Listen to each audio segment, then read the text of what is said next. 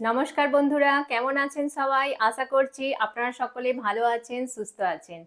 তো ফুলকপি তো আপনারা অনেকেই খেয়েছেন অনেক রকমভাবে রেসিপি বানিয়ে। তো আজকে আমি আপনাদেরকে ফুলকপির একটা একদম নিত্য নতুন রেসিপি বানিয়ে দেখাবো, যেটা খেতে কিন্তু গরম ভাতের সাথে একদম অসাধারণ লাগবে। তো আজকের আমার রেসিপি হচ্ছে ফুলকপির পাতুরি। ফুলকপির পাতুরি বানানোর জন্য দেখুন আমি এখানে ফুলকপি নিয়েছি।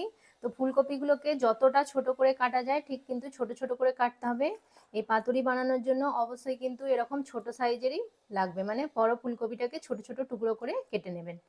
তো এবার কপিটাকে আমি সাইড করে দেবো, দিয়ে প্রথমে আমি একটা মশলা তৈরি করব। তো তার জন্য একটা মিক্সিং জার নিয়েছি। দেখুন আমি এখানে নারকেল নিয়েছি। তো নারকেলটাকে এরকম লম্বা লম্বা করে কেটে নিয়েছি, আর পেছন দিকে যে কালো অংশটা থাকে সেটা কিন্তু পরিষ্কার করে নিতে হবে। তো পরিষ্কার করে ধুয়ে নিয়েছি নারকেলটা দিয়ে দিচ্ছি। দিয়ে দেবো কাঁচা লঙ্কা, আমি এখানে 4টে কাঁচা লঙ্কা নিয়েছি, দিয়ে দিচ্ছি। আপনারা যেরকম ঝাল পছন্দ করেন সেই অনুযায়ী লঙ্কাটা কম বা বেশি করে নেবেন। কিছুটা পরিমাণ কাজু বাদাম নিয়েছি, তো কাজু বাদামটা দিয়ে দিচ্ছি। 2 চামচ মতো এখানে পোস্ত দানা নিয়েছি, এটাও আমি দিয়ে দিচ্ছি। আর দিয়ে দেবো সর্ষে। দেখুন এখানে আমি যে হলুদ সর্ষেটা হয় সেটা নিয়েছি, আপনারা কালো সর্ষেটাও দিতে পারেন, কোনো অসুবিধা নেই।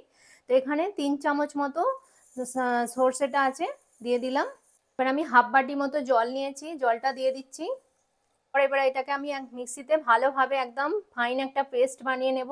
দেখুন বন্ধুরা আমি পেস্টটা বানিয়ে নিয়ে চলে এসেছি। তো পেস্টটা কিরকম টেক্সচারে বানাতে হবে সেটা আমি দেখিয়ে দিচ্ছি। দেখুন একদম খুব সুন্দর মসৃণ করে আমি এটা পেস্ট বানিয়ে নিয়েছি। খুব কিন্তু পাতলা করলে হবে না, ঠিক এইরকম ঘনত্বেই পেস্টটা বানাতে হবে। তো এবার আমি পেস্টটা এক সাইড করে দিচ্ছি, দিয়ে এবার কপিটাকে আমি একটু ভাপিয়ে নেব। ফুলকপিটাকে প্রথমেই আমি একটু গরম জলে ভাপিয়ে নেব। তো তার জন্য আমি গ্যাসে কড়ার মধ্যে একটু গরম জল বসিয়ে দিয়েছি। জলটা কিন্তু হালকা হালকা গরম হয়ে গেছে। এবার আমি ফুলকপিটা এর মধ্যে দিয়ে দেব। খুব কিন্তু একদম নরম করে ফেললে হবে না ভাপিয়ে, মানে জাস্ট একটু হালকা নরম হবে। আমি এখানে 1 থেকে 2 মিনিট কপিটাকে এই গরম জলের মধ্যে রাখবো। আর এখানে আমি 1 চামচ লবণ দিয়ে দিচ্ছি।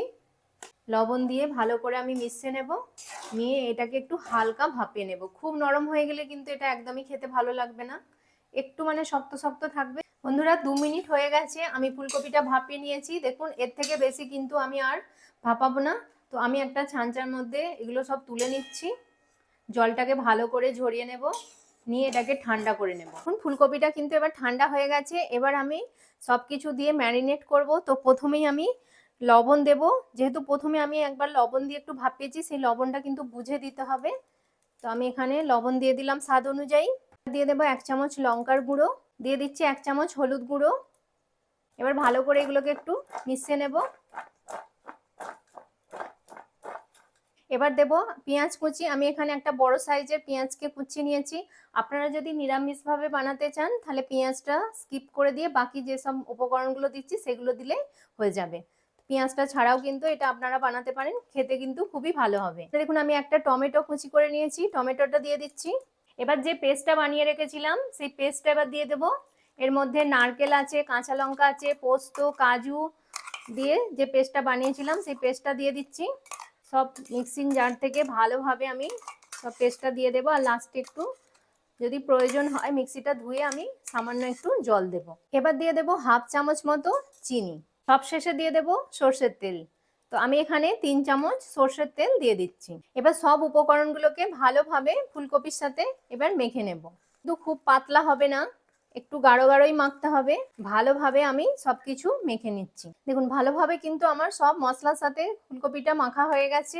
তো এবার আমি একটা প্লেট চাপা দিয়ে এটা রেখে দেবো 5 মিনিট মতো। এবার আমি কলা পাতাগুলোকে সেঁকে নেব।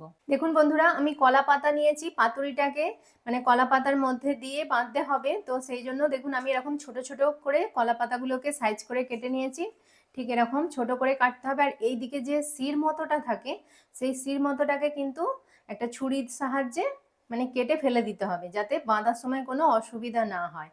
তো এবার আমি একটা লোহার চাটু বসিয়ে দিয়েছি। চাটুটাকে ভালো করে কিন্তু আমি প্রথমে গরম করে নিয়েছি, নিয়ে কিন্তু গ্যাসের ফ্লেমটা একদম লো করে দিয়েছি। দিয়ে এবার আমি একটা একটা করে এখানে কলা পাতা নেবো আর কলা পাতাগুলোকে সেঁকে নেব। প্রথমে এরকম দিয়ে দেবো চাটুর মধ্যে, দিয়ে একটা এরকম সুতির কাপড় নিয়ে হাতে এবার একটু চেপে চেপে পাতাগুলোকে আমি সব দিকটা ভালো করে সেঁকে নেব। এতে কি হবে, পাতাগুলো খুব সুন্দরভাবে একদম নরম হয়ে যাবে। যখন আমি পাতুরিটা এর মধ্যে দিয়ে বাঁধবো তখন কিন্তু পাতাগুলো একদমই ফেটে যাবে না, আর খুব সুন্দরভাবে পাতুরিটা আমি রেডি করতে পারবো। তো অবশ্যই কিন্তু এইভাবে পাতাগুলোকে একদম সেকে নিতে হবে। পাতাগুলো এরকম সেকে নিলে পাতাগুলো একদম নরম হয়ে যাবে পুরো, একদম যেমন সুতির কাপড় নরম হয় ঠিক ওরকম নরম হয়ে যাবে, আর বাঁধার সময় একটুও কিন্তু ফেটে যাবে না। এইভাবে সব পাতাগুলো দেখুন, আমি একটা পাতা সেকে নিয়েছি আর কত নরম হয়ে গেছে দেখুন, দোমড়াচ্ছি করছি কিছুই কিন্তু ফাটছে না। আর একটা আমি আপনাদেরকে দেখাচ্ছি, ঠিক একইভাবে এরকমভাবে দিয়ে দিলাম পাতাটা, দিয়ে এবার একটা কাপড় নিয়ে এইভাবে চেপে চেপে সব দিকটা এবার ভালো করে এরকম সেকে নেব। জাস্ট কয়েক সেকেন্ডেই এক একটা পাতা সেকা হয়ে যাবে সব। দেখুন আর একটাও কিন্তু আমার সেকা হয়ে গেছে, ঠিক বাকি পাতাগুলো আমি এইভাবে সব সেকে নেব। 5 মিনিট হয়ে গেছে, তো আমি এবার এটা ঢাকাটা খুলে নিচ্ছি, নিয়ে এবার আমি এগুলো পাতুরিগুলো এবার রেডি করব। প্রথমেই দেখুন কলা পাতাটাকে এইভাবে বিছিয়ে দিয়েছি। এবার এর মধ্যে যে পাতুরির এটা আমি রেডি করে রেখেছিলাম ম্যারিনেট করে ফুলকপিটা, তো এর মধ্যে এখানে দিয়ে দিলাম। খুব বেশি দিলে হবে না, আবার খুব কমও না, একটু বুঝে দিতে হবে পরিমাণ মতো। তো দিয়ে দিলাম। এবার একটু সর্ষের তেল দিয়ে দেব, ঠিক এইভাবে মাঝখানে একটু সর্ষের তেল দিয়ে দিলাম। দিয়ে দেবো একটা কাঁচা লঙ্কা, ঠিক এই মাঝখানটায় বরাবর এইভাবে দিয়ে দেব। দিয়ে এবার পাতাটাকে এভাবে নিয়ে উল্টে দেবো এইভাবে। দেখুন এদিক থেকে নিয়ে এরম দিয়ে চেপে দিলাম, এদিক থেকেও চেপে দিলাম, দিয়ে এবার এই দিকটাও এইভাবে মুড়ে দেব। দেখছেন মুড়ে দিচ্ছি কিন্তু কিছুই পাতাটা কিন্তু ফেটে যাচ্ছে না। সেকে নিলে এইভাবে কিন্তু পাতাটা অ্যাজ ইট ইজ যেমন তেমনই থাকবে, যতই মুড়ি কিন্তু ফেটে যাবে না। এবার আমি এটাকে সুতো দিয়ে বেঁধে নেব। এবার আমি সুতো দিয়ে ভালো করে এটাকে বেঁধে দিচ্ছি যাতে না বেরিয়ে যায়। এইদিকে দিলাম, আবার এইদিকে আর এভাবে ওইদিকে ভালো করে আমি সুতো দিয়ে বেঁধে দিচ্ছি।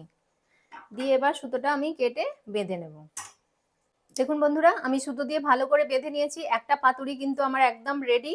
এইভাবে বাকি সব পাতুরিগুলো আমি রেডি করে নেব। দেখুন পাতুরিগুলো আমার রেডি করা হয়ে গেছে, তো এবার চলুন গ্যাসের কাছে যাওয়া যাক, এগুলোকে এবার সেকবো। দেখুন আমি গ্যাসে একটা ননস্টিকের তাওয়া বসিয়ে দিয়েছি, তো এর মধ্যে এবার আমি একটু সর্ষের তেল দিয়ে দিচ্ছি। ভালো করে কিন্তু প্রথমে একটু গরম করে নিতে হবে। এখানে আমি 2 চামচ মতো তেল দিয়ে দিলাম। তেলটাকে ভালো করে চতুর্দিকে লাগিয়ে স্প্রেড করে নেব এইভাবে। তেলটাকে একটু ভালো করে গরম করে নেব।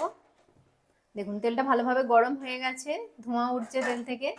তো এবার আমি পাতুরিগুলো যে রেডি করে রেখেছিলাম সেই পাতুরিগুলো এক এক করে দিয়ে দেব। একবারে তো সবগুলো করা যাবে না, তো আমি 4টে প্রথমে দেবো, আবার 4টে দ্বিতীয় ব্যাচে ভেজে নেব। ঠিক এইভাবে দেখুন এখানে 4টের মতো ধরেছে, আমি 4টে দিয়ে দিলাম। এবার এই গ্যাসের ফ্লেমটা মিডিয়াম টু লো এর মধ্যে রেখে এবার এগুলোকে একটু সেকতে হবে। 2 পিঠ উল্টে পাল্টে ভালো করে কিন্তু এটাকে সেকতে হবে, যতক্ষণ না এই কলা পাতার কালারটা চেঞ্জ হয়ে যাচ্ছে, একদম পুরো যেমন ভাজা হয় সেরকম লাল লাল ভাজা ভাজা মতো হয়ে যাবে, গোল্ডেন কালার, ততক্ষণ পর্যন্ত এটাকে আমাকে ভাজতে হবে। এবার এইভাবে হতে থাকবে, একটু সময় নিয়ে এটাকে কিন্তু আস্তে আস্তে ভাজতে হবে। দেখুন বন্ধুরা পাতুরিগুলো কিন্তু এক পিঠ করে হয়ে গেছে, আমি একটা উল্টে দিয়েছি, দেখুন হালকা কি সুন্দর কালার চলে এসছে। বাকিগুলো আমি ঠিক এইভাবে উল্টে দেব। দেখুন হালকা কালার চলে এসছে, মানে খুব ভালোভাবে কিন্তু এটা সেকা হচ্ছে। তো দেখুন এইভাবে সব পাতুরিগুলো আমি উল্টে দিলাম, দিয়ে একটা আমি চাপা দিয়ে দেব, দিয়ে আবারও আমি এটাকে ওপিটটা হতে দেব। সব পাতুরিগুলো কিন্তু আমার ভালোভাবে একদম ভাজা হয়ে গেছে, আমি এবার এক এক করে প্লেটে তুলে নেব। দেখুন কত সুন্দর হয়ে গেছে, এইভাবে সব পাতুরিগুলো আমি তুলে নিচ্ছি। দেখুন বন্ধুরা আমি প্লেটিং করে নিয়েছি, আর কত সুন্দর দেখুন একদম গরম গরম ভাতের সাথে এরকম পাতুরি হলে জাস্ট একদম জমে যাবে। আর সাথে যদি থাকে এরকম লেবু আর লঙ্কা দিয়ে এইভাবে লেবুর রস চিপে খেতে কিন্তু দুর্দান্ত লাগে। সাথে একটু পেঁয়াজ যদি দিয়ে দেন এরকম, যারা পেঁয়াজ খেতে ভালোবাসেন, তো আর কিছুই লাগবে না, জাস্ট গরম ভাতের সাথে এরকম একটা পাতুরি হলে জাস্ট জমে যাবে। কত সুন্দর হয়েছে দেখুন, কপিগুলো কিন্তু খুব ভালোভাবে সেদ্ধও হয়ে গেছে। দেখুন এত সুন্দর লাগছে। তো আপনারা তো অনেকেই অনেকভাবে পাতুরি খেয়েছেন মাছের, এরকম নিরামিষ একটা পাতুরি খেয়ে দেখবেন দারুণ হয়। ফুলকপি দিয়ে আমরা ভাবতেই পারি না যে ফুলকপি দিয়ে এত সুন্দর একটা পাতুরি করা যায়। তো মাছ মাংস যারা খেতে পছন্দ করেন না, যারা নিরামিষ খান এরম সবজি দিয়ে, তারাও খেতে পারেন, এবং যারা মাছ মাংস খান তারাও, সকলেরই কিন্তু এটা ভীষণ ভালো লাগবে। বাচ্চা থেকে বড় সকলেরই কিন্তু পাতুরি, এই ফুলকপির পাতুরি খেতে কিন্তু ভীষণই ভালো লাগবে। তো আশা করছি আমার এই রেসিপিটি আপনাদের ভীষণ ভালো লাগলো। আর যদি ভালো লেগে থাকে তাহলে লাইক করবেন, কমেন্ট করবেন আর তনুশ্রী রান্নাঘর চ্যানেলটিকে অবশ্যই সাবস্ক্রাইব করে দেবেন। পাশে থাকা বেল আইকনটি প্রেস করে দেবেন যাতে সহজেই আমার নতুন নতুন রান্নার ভিডিওর নোটিফিকেশান আপনারা খুব সহজেই পেয়ে যান। ততক্ষণ আপনারা ভালো থাকবেন, সুস্থ থাকবেন। আপনাদের সাথে দেখা হবে আবার একটি নতুন রান্নার ভিডিওতে। নমস্কার, টাটা।